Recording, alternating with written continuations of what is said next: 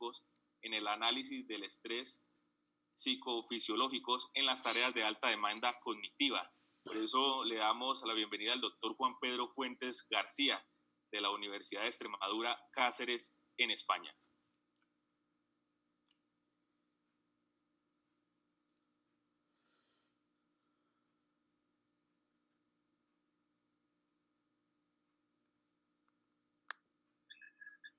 Hola, buenas tardes. Buenas tardes. Buenas tardes, doctor. ¿Me escucha, verdad? Sí, señor. Muy bien. Pues antes que nada, agradecer... vamos a compartir un momentito.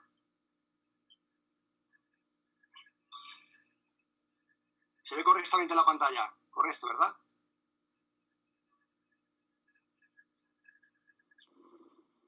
No estamos viendo pantalla, Pedro. Ya, doctor.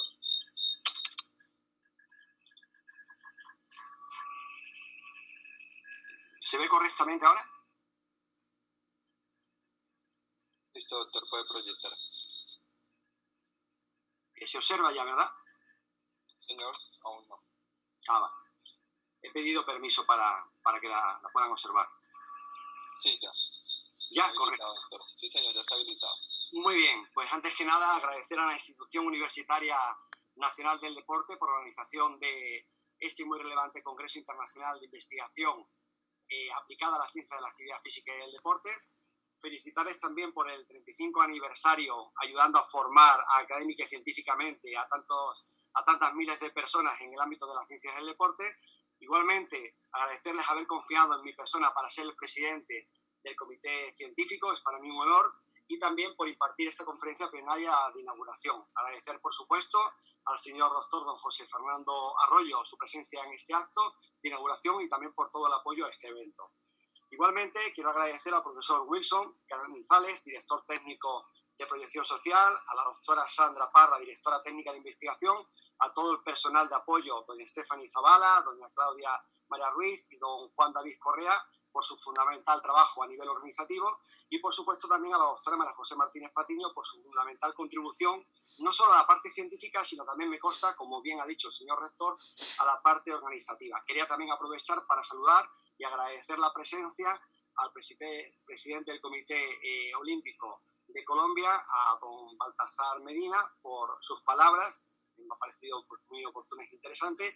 Y finalmente quería también agradecer a todos los asistentes a esta conferencia y felicitar también a todos aquellos investigadores a través del semillero que tuvo la oportunidad de ayer de asistir por la gran calidad de las comunicaciones científicas y ponencias que llevaron a cabo. Sin más, decir que en este caso la conferencia de inauguración versa sobre el uso de dispositivos biotecnológicos en el análisis del estrés psicofisiológico en tareas de alta demanda cognitiva.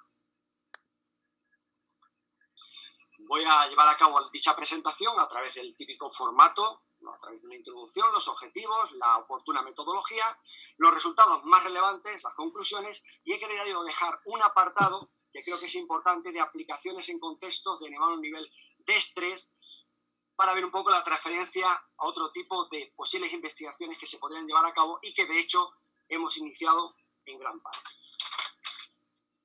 Doctor, disculpe, ya puede compartir pantalla.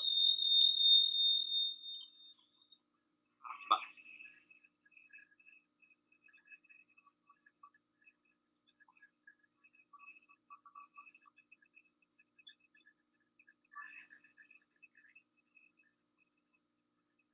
¿Correcto? Listo, perfecto.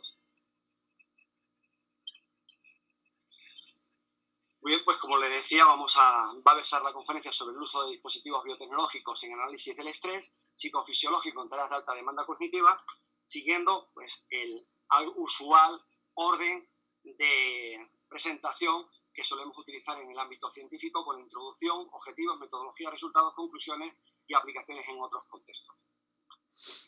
Lo primero que tenemos que tener en cuenta con respecto a este tipo de investigación es qué tipo de muestra, qué tipo de estudio puede ser pertinente para observar la demanda cognitiva de tareas. Y en este sentido, el ajedrez ha demostrado ser muy importante en el estudio de los procesos cognitivos.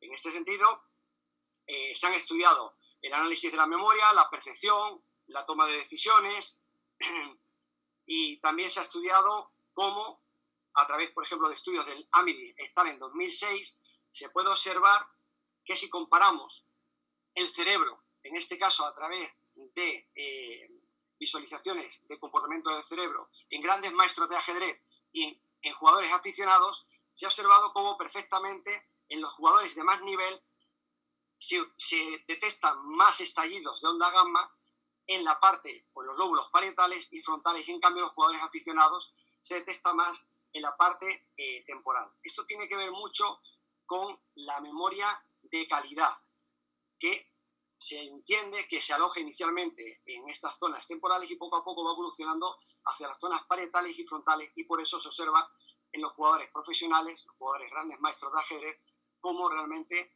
hay una mayor energía y una mayor sistematización en estas partes. Destacar también con relación al ajedrez el estudio realizado por Trubat et al. En 2009, donde se ha demostrado que si jugamos una partida de ajedrez, se produce un aumento significativo de la frecuencia cardíaca. Los latidos cada vez son más rápidos y, por lo tanto, quiere decir que el corazón se está empleando a un nivel de mayor exigencia.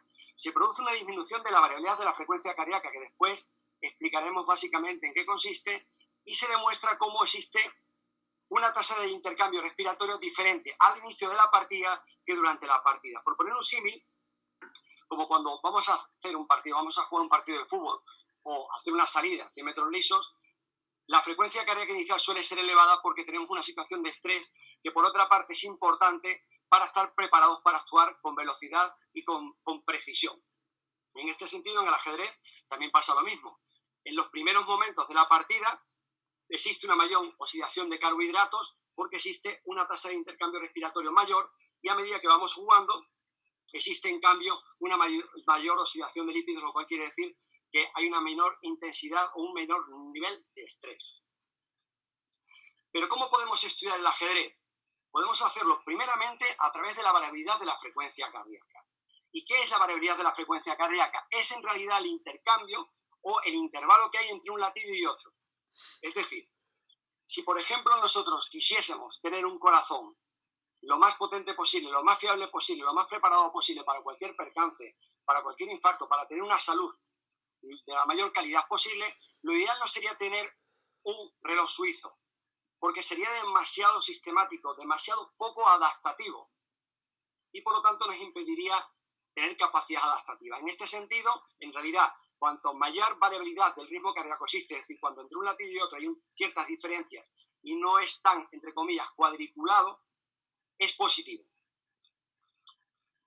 De hecho, tenemos el sistema nervioso autónomo, donde tenemos el sistema nervioso simpático y el sistema nervioso parasimpático. ¿Qué hace el sistema nervioso simpático?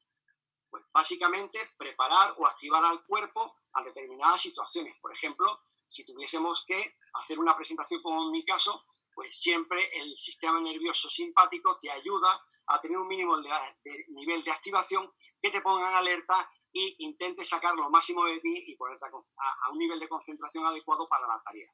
En cambio, el sistema nervioso simpático lo que tiende es a reequilibrar la situación. ¿Qué quiere decir eso? Que si yo, por ejemplo, tuviese una situación de estrés muy elevada, el sistema nervioso simpático va a tener un gran protagonismo y el sistema nervioso parasimpático va a tener un menor protagonismo. Por lo tanto, la variabilidad de la frecuencia cardíaca es considerada como si fuese una medida de interacción entre corazón y cerebro, de modulación autonómica. Y por lo tanto, nosotros hacemos estudios donde incluso en el mismo estudio planteamos electroencefalograma para ver cómo se comporta la activación del cerebro y variabilidad de la frecuencia cardíaca para ver cómo se comporta el corazón. A través del electroencefalograma, como veremos después, podemos observar qué nivel de estimulación en determinadas zonas del cerebro se produce, si hay más o menos activación y en qué zonas, en función de la tarea. No es lo mismo una tarea creativa que una tarea memorística, por ejemplo, y también el grado que se produce. Y a través de la variabilidad de la frecuencia cardíaca, pues observamos si, por ejemplo, hay un nivel de estrés elevado, se produce una baja variabilidad de la frecuencia cardíaca, porque es algo en realidad negativo. Es que no está habiendo una capacidad adaptativa y nos está sobrepasando la tarea.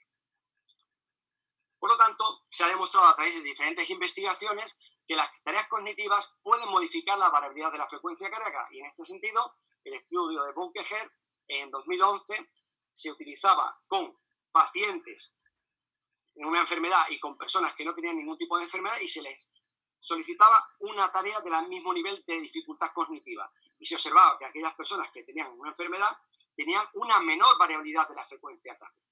Para entender esto mejor, vamos a observar esto. Les pido a ustedes, por favor, que pongan por un momento el volumen especialmente alto, porque les voy a pedir una tarea.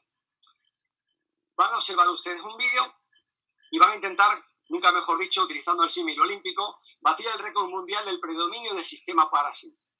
Es decir, vamos a intentar relajarnos lo máximo posible, atender al vídeo, ponerlo alto para meternos totalmente en faena. Dura menos de un minuto y les pido, por favor, que en este sentido actúen.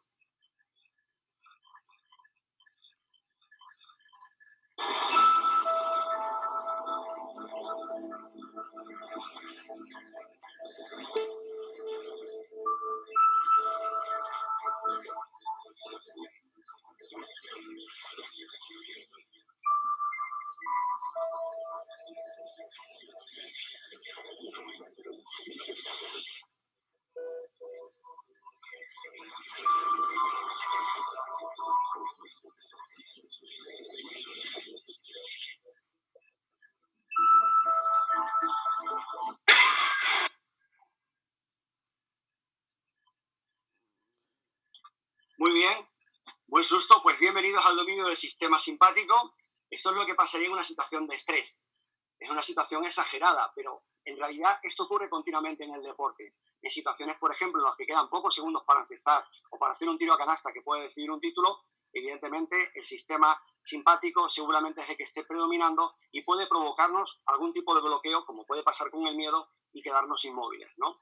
Y es donde realmente los deportistas, que son capaces de controlar muy bien el nivel óptimo de activación, superan esta fase e intentan poco a poco regular hacia el dominio del sistema parasimpático. Dicho esto, otra de las formas para poder estudiar el ajedrez es la electroencefalografía. ¿En qué consiste? Básicamente, bueno, sirve para estudiar procesos cognitivos y de alguna forma lo que hace es analizar diferentes zonas del cerebro, y a diferente nivel de activación. En este caso hay una onda que se llama la onda teta, que solemos utilizar bastante porque se suele ver aumentada con el esfuerzo mental y que también tiene que ver con los procesos creativos, ya que en el ajedrez también hay un proceso creativo, ya que las posibilidades de memorística son imposibles, son tantas como estrellas en el cielo las posibilidades de movimiento, y entonces también la lógica y por supuesto la creatividad juegan un papel importante. Y se ha demostrado que se produce un esfuerzo mental cuando hay un nivel de exigencia elevado, como ocurre en el ajedrez. Aquí tenemos las ondas cerebrales, tenemos la onda beta, esto es lo que capta de alguna forma el casco o el electroencefalograma a través de diferentes electrodos. Tiene electrodos colocados en las diferentes zonas, en los lóbulos, y por una parte detecta la onda beta, que tiene que ver con el estado de alerta, de concentración, consciente. El alfa, que es como si estuviésemos relajados. Por ejemplo, cuando estamos viendo la televisión, siempre y cuando no sea un debate político, entonces ya no estaríamos en alfa. En delta, cuando estamos dormidos profundamente y no hay ningún sueño, porque el sueño, claro, haría también que pasásemos a un nivel de activación mayor. Teta, que hemos comentado que utilizamos para nuestros estudios mucho, aunque también otras ondas que sirven para las capacidades imaginativas, pero también para la reflexión.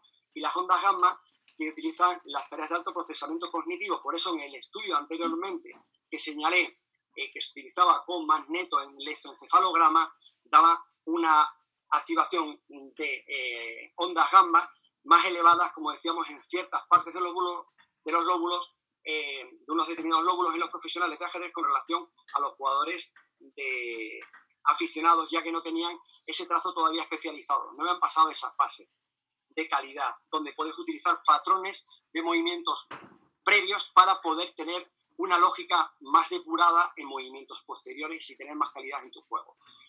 Aquí podemos observar, ninguna de estas imágenes que os voy a colocar aquí a modo de ejemplo, que son GIF, son simplemente percepciones de las jugadas, y lo quiero poner como ejemplo que hace el cerebro. De hecho, esta imagen en concreto que tengo ahora colocada se ha utilizado en una investigación para ver cómo se comportan las ondas alfa. Y en función del número de párpados que se producen mirándolo fijamente, se ve que hay una correlación con las ondas alfa y cómo funcionan. Como digo, por ejemplo, aquí tenemos otra imagen de cómo funciona y lo complejo que es el cerebro. Aquí no hay ningún movimiento. Piensen ustedes lo que están viendo, pero no es una imagen trucada. Podemos tener aquí otro ejemplo. Pueden mirarla fijamente. Aquí tenemos otra.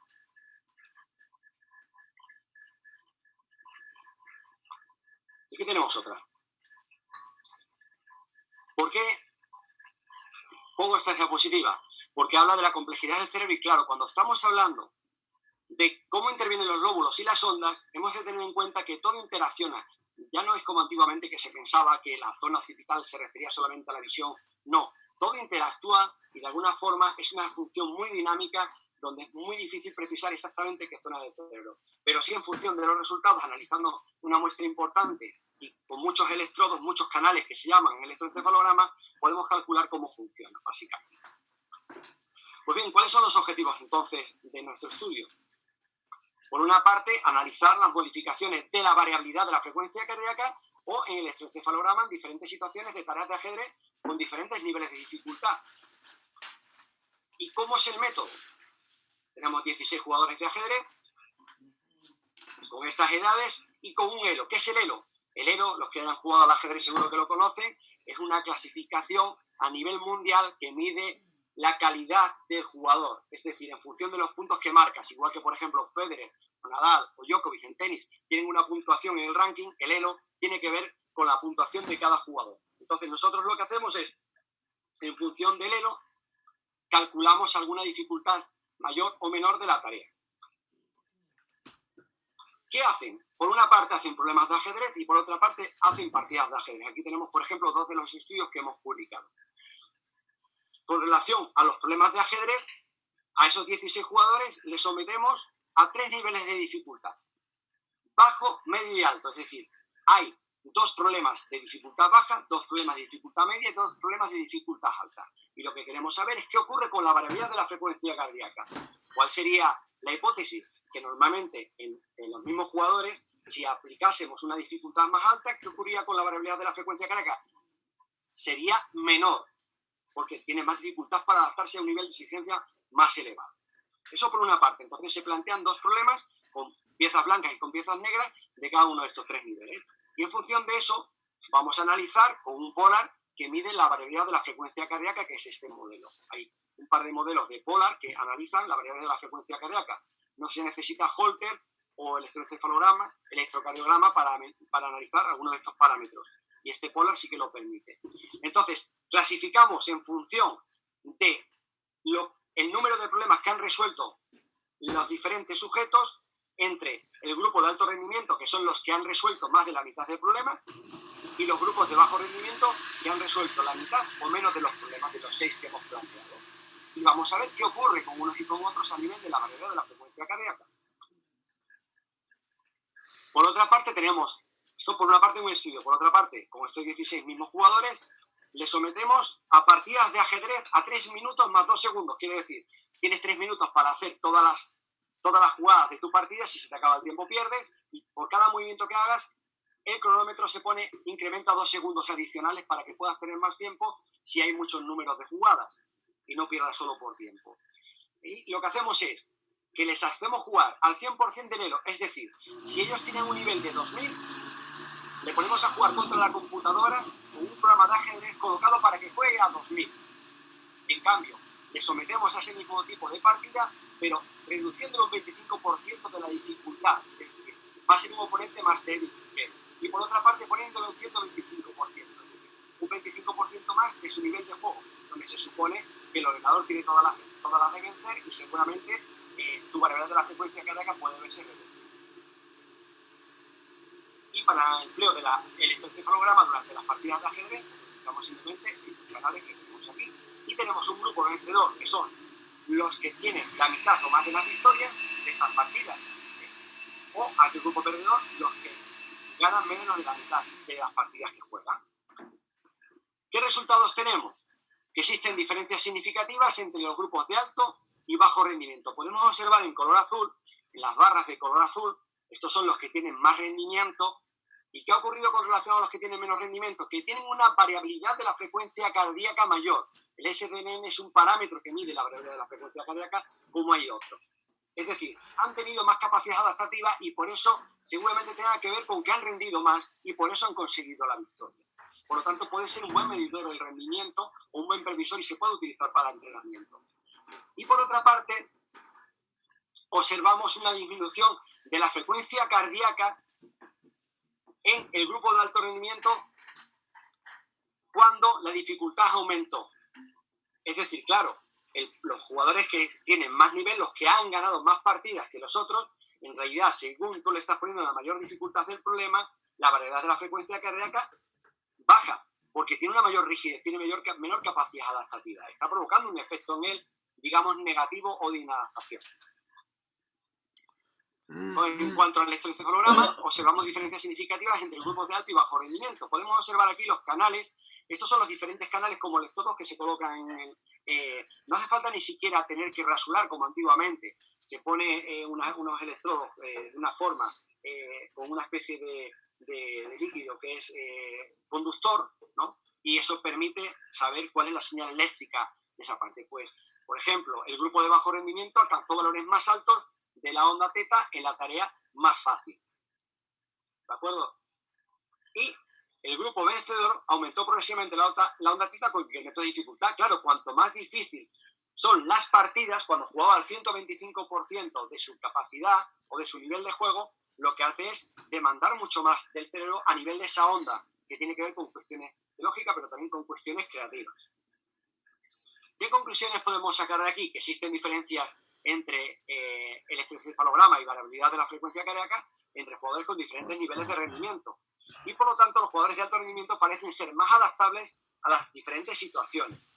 Y el electroencefalograma y variabilidad de la frecuencia pueden ser herramientas interesantes para controlar el entrenamiento cognitivo, no solamente a nivel de ajedrez. Podemos tener tareas de precisión de pistola, de tiro con un arco o de muchas otras tareas. Incluso sabemos que en el atletismo se trabaja muchas veces con práctica imaginada, donde tú imaginas la tarea realizada, por ejemplo, salto de altura, ya que está por ahí también Covadonga Mateos, que la he visto y la saludo. Entonces, bueno, este tipo de trabajo con este tipo de instrumental, y pueden decir ustedes, bueno, es un instrumental muy caro. Puede ser el electroencefalograma, efectivamente, pero no, por ejemplo, el pulsómetro.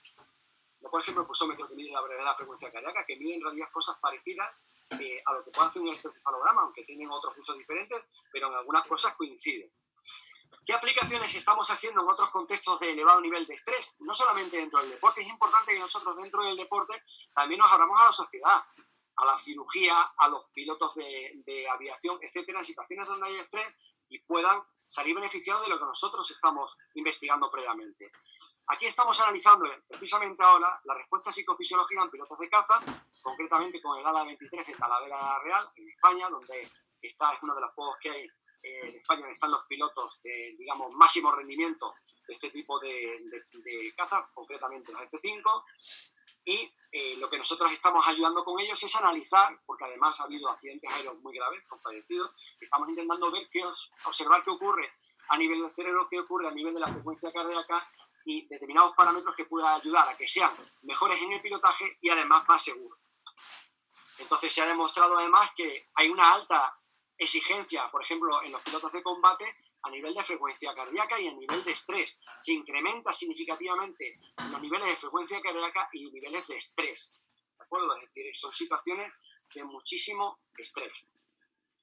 ¿Cuáles son los objetivos básicamente que empleamos aquí? Analizar la respuesta psicofisiológica y neuroendocrina en pilotos de caza, tanto en simulador como en vuelo. Nosotros estamos comparando qué ocurre en variabilidad de la frecuencia cardíaca, por ejemplo, en un simulador y qué pasa cuando ellos están en el avión, para ver incluso si el simulador puede ser un buen instrumento para preparar a los pilotos o quizás no representa el nivel de estrés exigido para que cuando suban al avión realmente puedan tener un rendimiento bueno y ser seguros en el pilotaje. Analizamos variables psicológicas que influyen en el rendimiento óptimo operativo y también determinar parámetros en relación a los expertos y noveles. Estamos comparando pilotos expertos, es decir, que llevan ya muchos años de servicio, con pilotos que se están formando. Y estamos haciendo todo el seguimiento para ver cómo en estudios longitudinales se van adaptando y ver qué parámetros tienen los pilotos expertos para intentar reproducirlos y decir, si los pilotos expertos se comportan de esta forma a nivel de cerebro, a nivel de frecuencia cardíaca, a nivel endocrino, a nivel X de hidratación, etcétera, estos son los parámetros que tenemos que intentar reproducir en los pilotos noveles. Por lo tanto, vamos a diseñar tareas de entrenamiento en los pilotos que se están formando para que en el menor tiempo posible sean los mejores pilotos posibles y tengan la mayor seguridad posible. Y por lo tanto, analizamos dentro de estos pilotos de F5 brevemente, tanto en vuelo real como en simulador, cuestiones como, por ejemplo, la variabilidad de la frecuencia cardíaca es muy importante, cuánto sube. También el electroencefalograma, como hemos comentado, aquí tenemos algunas de las señales que estamos haciendo. Utilizamos también un instrumental muy interesante que sirve para evaluar la tendencia al riesgo. Ya no solamente existen los cuestionarios típicos tradicionales, sino que hay sistemas computerizados que, mediante pruebas que se le ponen a los pilotos, por ejemplo, tiene que tomar la decisión de unir dos pelotitas. Pero si le sale mal, tiene que decidir si volver a repetir o poner una tarea más fácil. En función de este tipo de pruebas, se hace una valoración de la tendencia que tiene al riesgo el piloto, que es muy importante para saber cómo prepararles, porque igual pueda tener una tendencia demasiado elevada o al final, o al revés. Puede pasar que tenga demasiado miedo y le pueda atenazar o bloquear el cerebro cuando tiene que pilotar en vuelo real y puede provocar algún tipo de accidente. Analizamos también, por supuesto, cortisol, lactato y glucosa, pues para ver los niveles de estrés. Analizamos también los niveles de hidratación. Pruebas físicas para ver hasta qué punto produce un determinado tipo de cansancio, nivel de tren inferior, a nivel de brazos, de fuerza, por las condiciones incluso de poco espacio que tiene y porque además son muchísimos mandos los que tienen que manejar. Yo he tenido la suerte de probarlo y realmente es complicadísimo en un simulador la situación de estrés que te produce ya el propio simulador y la cantidad de comandos que hay, que un Fórmula 1 al lado de eso parece que no es nada. Y los niveles de estrés percibidos, por supuesto, para saber si lo que ellos perciben, lo que ellos sienten, tiene que ver con la realidad. Esto es muy importante. Muchas veces ellos hacen un cuestionario y dicen, este es mi nivel de estrés, pero si tú no tienes la frecuencia cardíaca, no tienes la variabilidad de la frecuencia cardíaca, o no tienes el electroencefalograma, no sabes si lo que él percibe es lo cierto, y por lo tanto puede haber también un problema ahí, al no calcular realmente lo que está sucediendo a nivel fisiológico con su organismo. Y bueno, precisamente en este ámbito, ya para terminar, ahora mismo estamos conduciendo un Reset Topic en Frontiers en Psicología, en el cual tengo la fortuna de ser editor, que precisamente trata sobre la actividad física si es un optimizador del sistema neurofisiológico. Está claro que la actividad física ha demostrado que no solamente sirve para poner al cuerpo en forma, no. Ha demostrado también que reduce y enlentece los procesos de envejecimiento. Por ejemplo, ha demostrado que lucha en cuestiones contra el Alzheimer. Ha demostrado que lucha también contra la fibromialgia. Es decir, tienen unos efectos muy importantes no solamente a nivel físico, sino también a nivel psicológico. Y bueno, simplemente para terminar, decir que evidentemente el sistema simpático puede ser un enemigo para nosotros si nos bloqueamos, pero evidentemente es necesario para dar lo máximo de nosotros mismos, porque si no tuviésemos ese nivel del aire y no fuésemos conscientes de lo que nos jugamos, seguramente no llegaremos a salir a tiempo y nos quedaremos clavados en los tacos. Muchas gracias por su atención.